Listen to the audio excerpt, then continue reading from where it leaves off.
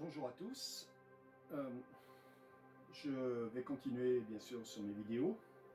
Ces vidéos bien sûr s'adressent aux maîtres d'ouvrage spécifiquement parce que les professionnels, je pense qu'ils peuvent se passer de ce que je dis parce qu'ils devraient, en théorie, ils sont au courant, malgré que quand on est expert, on sait qu'il y a plein de gens qui ne sont pas au courant et qui font bien ou pas bien. Les trois quarts du temps c'est pas bien, mais c'est comme ça, on fait avec.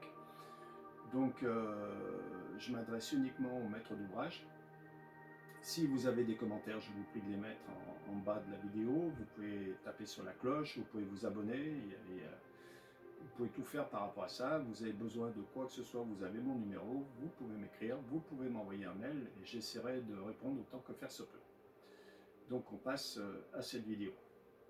On parlait aujourd'hui des sous-sols. Parce qu'il y a une réglementation qui est quand même assez spécifique quand il s'agit de les rendre habitables. Donc principalement des sous-sols habitables et des vides sanitaires. Nous allons commencer déjà par les vides sanitaires. Il faut savoir qu'il y a des règles pour les vides sanitaires qui sont assez précises sur le DTU, mais par contre, où on demande 60 cm de hauteur minimum, mais il n'est pas précisé qu'il y a les canalisations qui passent dessous en ce qu'on appelle en traînasse, en horizontal, enfin à la pente quoi.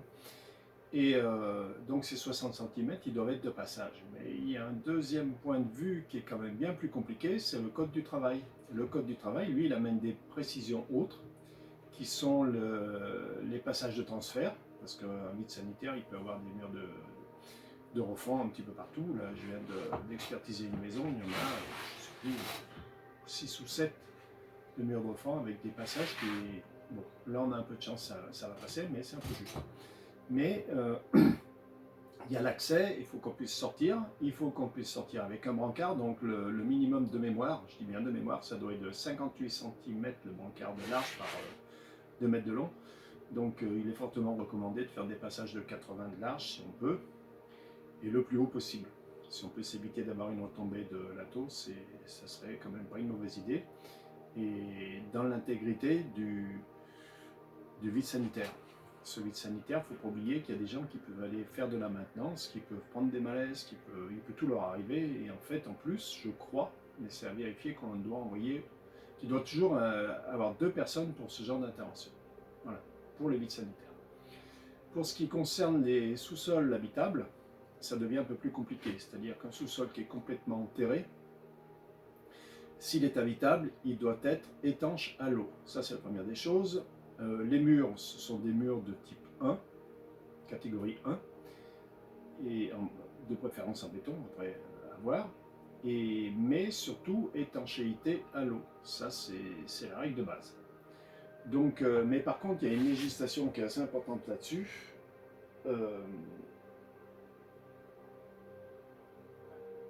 Il y a une réglementation de sécurité d'assainissement et une autorisation sanitaire lorsque l'on crée un sous-sol qui doit être déposé à la mairie. Ça, c'est la première des choses. Après, il y a une réglementation sur les surfaces des sous-sols. Alors, la réglementation, c'est 9 mètres carrés avec une hauteur de 2,20 mètres et 20 mètres carrés avec une hauteur de 1,80 m. Il faut savoir qu'en dessous de 1,80 m, on considère que ce n'est plus du tout habitable. Ça, c'est la règle. Alors, il y a une chose aussi très importante concernant les sous-sols. J'ai entendu dire par des... Enfin, je me suis... On m'a dit, des juristes d'ailleurs, ce qui est surprenant, qui me disent, mais en privé, il n'y a aucune réglementation. Sauf que moi, je lis l'article R111-13 du Code de la construction qui dit que la construction doit permettre aux occupants, en cas d'incendie, soit de quitter l'immeuble sans secours extérieur, soit de recevoir un tel secours. Il s'avère qu'actuellement, j'ai en expertise un sous-sol, habitable bien sûr, et ben, ça ne rentre absolument pas dans ce genre de critères. Donc ça va être un peu compliqué. Après, nous avons l'article L1331-23 du Code de la santé publique qui dit « Ne peuvent être mis à disposition aux fins d'habitation à titre gratuit ou onéreux les locaux insalubres dont la définition est précisée conformément aux dispositions de l'article L1331-22 que constituent les caves.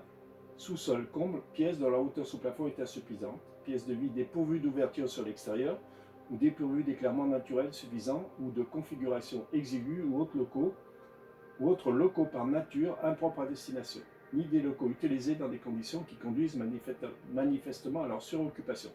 Alors en fait,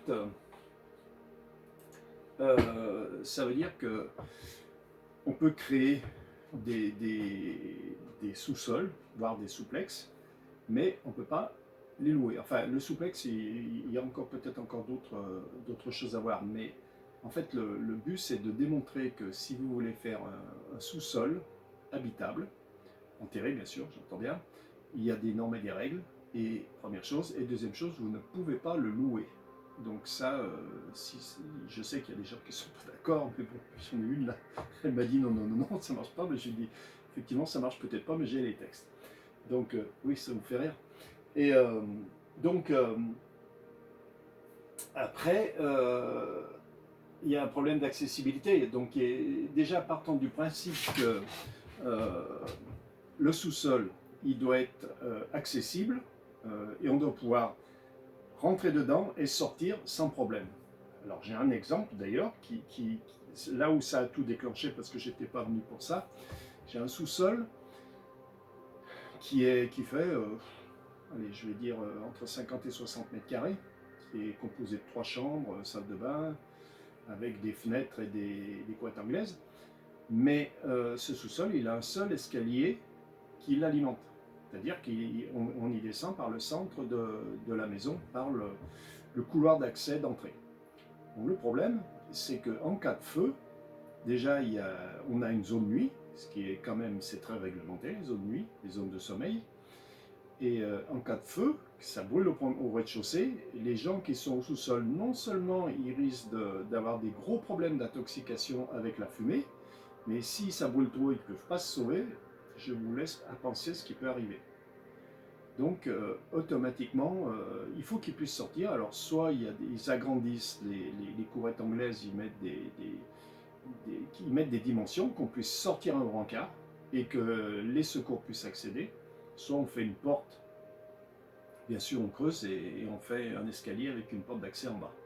Voilà, il y a beaucoup de solutions, mais il faut trouver les bonnes et il faut qu'elles soient conformes à la réglementation. Parce que si on n'est pas conforme, ça ne peut pas marcher.